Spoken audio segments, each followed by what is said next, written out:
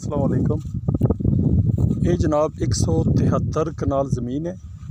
यह link road है उत्ते वेखने हो पे सामने ये लिंक रोड है और लिंक रोड ने नाल ठीक ठाक इसना फ्रंट है।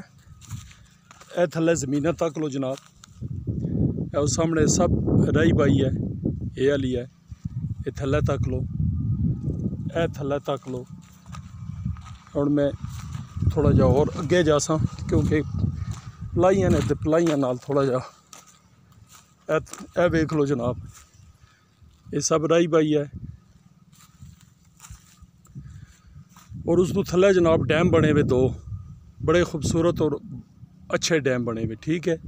नाल ही जनाब उत्ते डेरा आ, ये खान साहब रहने पे उन्होंने की जनाब सौंपिया ने, उन्होंने अंडर है।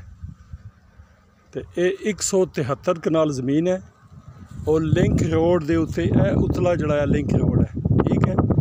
ये सवावा तो अंदर जाके फिक्स 4 किलोमीटर और 4 किलोमीटर तो बिल्कुल टोटली 4 किलोमीटर ना सफ़र है, ठीक है। थोड़ा जा मैं अगे जा सा तो मैं चेक करा सा और नहायत ही मुनासिब कीमत। और यह जी जगह ही है ये बिल्कुल जनाब काबले काश्त हो सकनी है, उन्नी मीनी मेहनत है। और थल्ले जड़ियाँ बाड़ियाँ ही वो सामने तक लो, वो वेख लो, ये सब काबले काश्तियाँ। उस तो थल्ले भी